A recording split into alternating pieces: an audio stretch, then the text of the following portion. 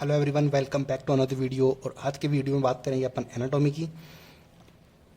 Anatomy काफ़ी interesting topic है, बहुत बार इसमें क्वेश्चन पूछते हैं एग्जाम में, हर एग्जाम में क्वेश्चन पूछते हैं। तो एनाटॉमी को मैं पूरा तो नहीं पढ़ा पाऊंगा वर्ड बाय वर्ड, लेकिन हाँ इतना जरूर है कि जितने भी कंफ्यूजिंग टॉपिक्स हैं मैंने उनको सबको कवर कर रखा है। तो स्टार्ट करते हैं प्लांट टिश्यू से। तो प्लांट टिश्यू दो टाइप का होता है इसमें, एक तो मेरिस्टेमेटिक टिश्यू होता है, एक होता है परमानेंट। मेरिस्टेमेटिक क्या होता है? जो डिवाइड कर सकते हैं, दे कैन डिवाइड फर्दर, और जो परमानेंट होते हैं वो आगे डिवाइड नहीं कर सकते हैं। इतना तो समझ में आता ही आपने, अब तक एग्जाम नज़दीक आ गया, अब तो इतना तो समझ में आता ही होगा। तो अगली बात करते हैं मेरिस्टेमेटिक टिश्यू की। तो मेरिस्टेमेटिक टिश्यू भी आगे दो टाइप में डिवाइड कर रखा है, एक तो ओरिजिन के अकॉर्डिंग और एक होता है लोकेशन के अकॉर्डिंग। ये भी दो टाइप का होता है, काफ़ी ज़्यादा इंपॉर्टेंट है मेरिस्टेमेटिक टिश्यू, इसलिए इसको थोड़ा बताना जरूरी था। ओरिजिन के अकॉर्डिंग भी ये तीन टाइप का होता है। पहला है प्रोमेरिस्टेम। प्रोमेरिस्टेम यानी कि ये एम्ब्रियोनिक स्टेज में प्रेजेंट होता है। प्रोमिस होता है ना बहुत पहले, पुराना, तो वो सिर्फ एम्ब्रियो के टाइम पर प्रेजेंट होता है। और 1 डिग्री मेरिस्टेम की बात करते हैं तो ये होता है कि लाइफ में सबसे पहले यही अपीयर होता है, यानी कि पहले अपीयर यही होता है। जो 1 डिग्री मेरिस्टेम होता है जो सबसे पहले यही अपीयर होगा, यानी कि प्रो मेरिस्टेम आए तो वो सबसे पहले तो यही होगा, यानी कि एम्ब्रियोनिक स्टेज में होगा।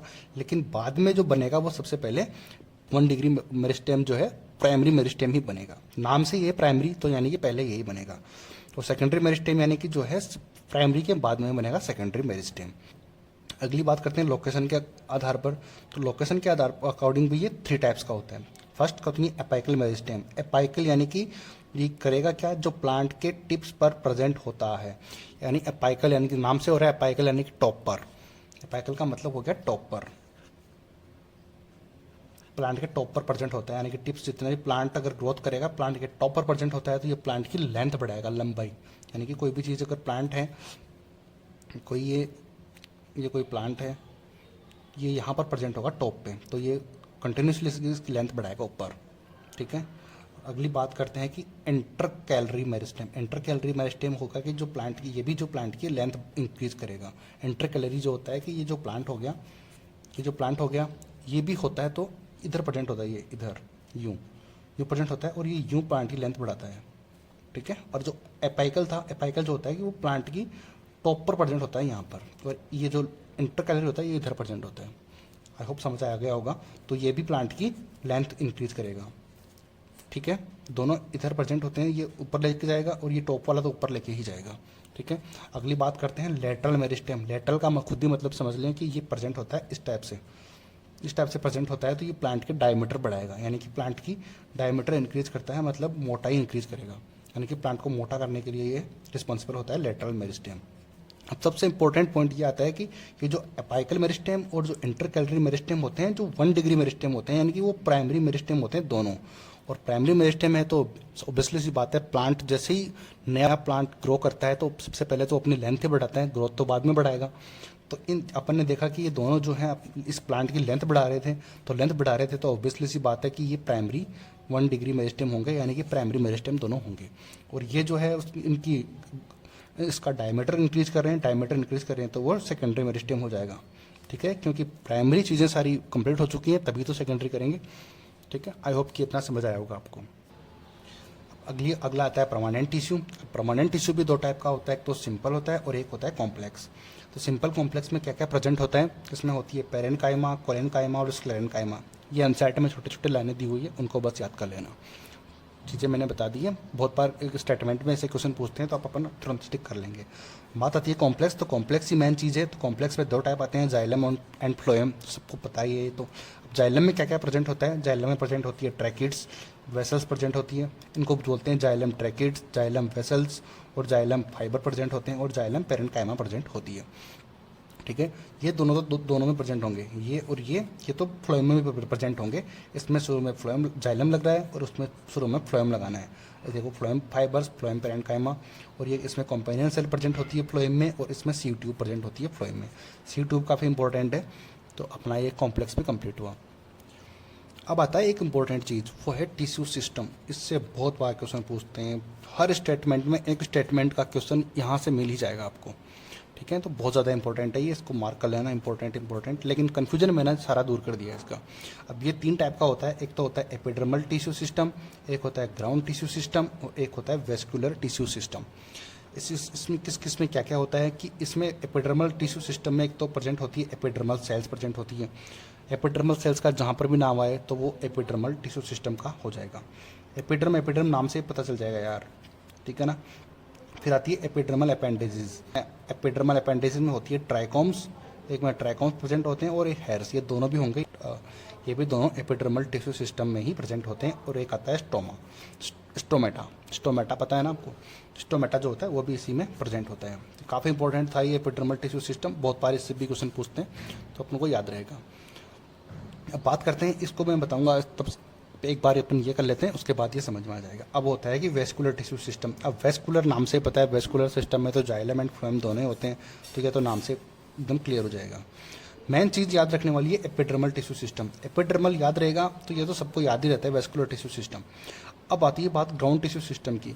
तो ग्राउंड टिश्यू सिस्टम की जब भी क्वेश्चन आए तो एक तो वेस्कुलर सिस्टम और जो एपिडर्मल टिश्यू सिस्टम में जो हैं उनको छोड़ के बाकी जितना भी पार्ट है वो सारा का सारा ग्राउंड टिश्यू सिस्टम का पार्ट होगा। आती है बात समझ में, सिंपल बात ये रखनी है। मेन चीज़ तो आपको याद रखनी है एपिडर्मल टिश्यू सिस्टम, ये याद रहेगा तो सारे आसानी से निकाल लेंगे, क्योंकि ये वेस्कुलर सिस्टम तो याद रहता ही है। तो अपन जैसे ही क्वेश्चन आएगा तो क्रॉस चेक कर लेंगे, तो अगर ये दोनों नहीं है वहाँ पर, इन दोनों का एग्जाम्पल नहीं है और क्वेश्चन में पूछा है कि कौन सा ग्राउंड टिश्यू सिस्टम का पार्ट है, तो ऑटोमेटिकली अपन ये टिक कर देंगे इनको देखकर। इसके अलावा जो प्रेजेंट होगा वो ग्राउंड टिश्यू का पार्ट होगा। तो जाइलम एंड फ्लोएम की अरेंजमेंट होती है, एक तो रेडियल टाइप में होती है और एक होता है कि कॉन्जॉइंट टाइप में। तो रेडियल टाइप में क्या किस टाइप से होती है कि एक तो यहाँ पर एक तो जाइलम प्रेजेंट होता है और उसके बाद प्रेजेंट होता है फ्लोएम। ये फ्लोएम उसके बाद जाइलम, यानी कि ये रेडियल रूप में प्रेजेंट होते हैं सर्कल में, एक के ऊपर एक प्रेजेंट नहीं होते। आ गया बात समझ में। अब बात करते हैं कॉन्जॉइंट की। इसमें दो टाइप के होते हैं, एक तो होता है क्लोज और एक होता है ओपन। तो क्लोज की बात करते हैं तो यहाँ पर जाइलम और फ्लोएम एक दूसरे के ऊपर प्रेजेंट होते हैं, लेकिन इसके बीच में कुछ भी प्रेजेंट नहीं होता। सिंपल इसी का पार्ट होता है। ये लाइन इसलिए बनाई हुई है कि ये जाइलम और फ्लोएम को अलग करने के लिए, बाकी इसका कोई मतलब नहीं है, ठीक है। यानी कि एक दूसरे के ऊपर नीचे ये प्रेजेंट होते हैं। हमें फ्लोएम हमेशा बाहर की तरफ होता है और जाइलम हमेशा अंदर की तरफ होता है। आती है बात समझ में इतनी। तो इसके बीच में कुछ भी नहीं है, तो इसलिए ये है क्लोज। क्लोज यानी कि ये लाइन नहीं है बीच में, अगर ये पूरा होता तो ये पूरा क्लोज ही तो होता। अगर ये इस टाइप से होता तो ये पूरा क्लोज ही तो है, इसके बीच में कुछ तो है नहीं। तो यहाँ पर जाइलम आ जाएगा, यहाँ पर फ्लोएम आ जाएगा, इतनी सी बात थी, इसलिए ये हो गया क्लोज। और अब बात करते हैं ओपन की। तो ओपन के बीच में इसमें होता है कि ये जाइलम और फ्लोएम के बीच में एक ये स्ट्रक्चर प्रेजेंट होती है और इसको बोलते हैं सी, यानी कि इसका सी का मतलब है कैम्बियम। मैंने शॉर्ट में लिख दिया इसको, आप पूरा लिख लेना। कैम्बियम इसमें प्रेजेंट होता है तो उसको बोलेंगे ओपन टाइप का जाइलम एंड फ्लोएम का अरेंजमेंट। आई होप कि समझ आया होगा इतना। और अब आता है एक और मोस्ट इंपॉर्टेंट पार्ट, यहाँ की कौन कौन सी चीज़ें किस किस में एब्सेंट होती है। ये भी बहुत ज़्यादा इंपॉर्टेंट पॉइंट है, यानी कि इंपॉर्टेंट जितने भी थे मैंने सब कवर कर लिए हैं। अभी बात करते हैं जिम्नोस्पर्म और मोनोकोट्स में। तो जिम्नोस्पर्म मोनोकोट की बात करेंगे, बाकी जो बचेगा उसमें जो आएगा वो इनका अपोजिट कर देना, ठीक है। तो जिम्नोस्पर्म में प्रेजेंट होते हैं जाइलम फाइबर प्रेजेंट होते हैं, जाइलम वेसल्स प्रेजेंट होती है, कंपेनियन सेल्स और सी ट्यूब्स में प्रेजेंट होती है जिम्नोस्पर्म में। मोनोकोट में प्रेजेंट होते हैं कि phloem fibres, phloem parenchyma, vascular cambium और टू सेकेंडरी ग्रोथ इसमें प्रेजेंट होती है मोनोकोट्स में।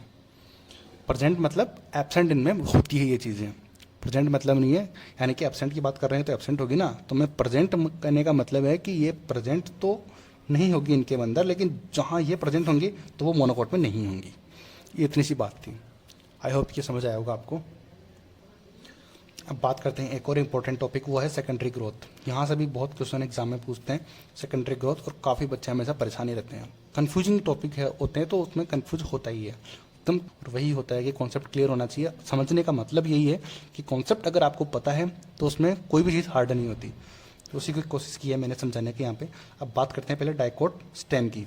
डाइकोट स्टेम की बात की है तो डाइकोट रूट का उसका अपोजिट कर देना ऑटोमेटिक। जो चीज़ जिसमें नहीं होती वो उसमें होगी। इतना समझ में आता है मेरे को। अब बात करते हैं कि इसमें दो टाइप की सेकेंडरी ग्रोथ होती है, एक तो इंट्रास्टिलर और एक होती है एक्स्ट्रास्टिलर। आती है बात समझ में। एक्स्ट्रास्टिलर का मतलब हो गया कि एंडोडर्मिस के इनसाइड के अंदर होगी, एंडोडर्मिस के अंदर, और एक्स्ट्रास्टिलर मतलब हो गया कि एंडोडर्मिस के बाहर, ठीक है। तो इसमें होगा क्या, सबसे पहले बात करते हैं कि जो इंटरफेसिकुलर कैम्बियम बनेगी, और जो इंटरफेसिकुलर कैम्बियम जो है वो मेडुलरी रेज के द्वारा बनाई जाएगी।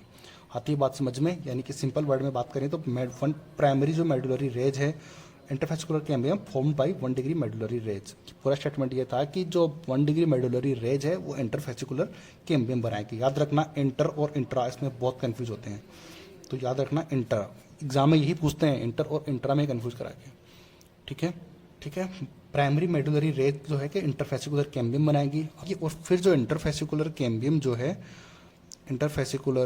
जो है वो बनाएंगी सेकेंडरी जाइलम, सेकेंडरी फ्लोएम और सेकेंडरी मेडुलरी रेज बनाएंगी। जो इंटरफेसिकुलर कैम्बियम जो है, याद कंटिन्यू फ्लो में याद रखो यार, देखो 1 डिग्री मेडुलरी रेज से बनेगी इंटरफेसिकुलर कैम्बियम, और इंटरफेसिकुलर कैम्बियम जो है सेकेंडरी जाइलम, सेकेंडरी फ्लोएम और सेकेंडरी मेडुलरी रेज बनाएगी। आता है इतना याद।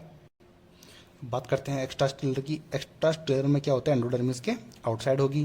तो इसमें क्या होता है कि हाइपोडर्मिस मेड कोर कैम्बियम, यानी कि हाइपोडर्मिस जो है वो कोर कैम्बियम बनाएगी, और फिर जो कोर कैम्बियम जो है वो बनाएगी कॉर्क और सेकेंडरी कॉर्टेक्स। ये जो एक्स्ट्रा स्टेलर जो सेकेंडरी ग्रोथ है वो कंप्लीट होगी। ठीक है, इतना से याद रखना है कि कोर कैम्बियम बनाएंगी कॉर्क और सेकेंडरी कॉर्टेक्स सबसे पहले। आती है बात समझ में।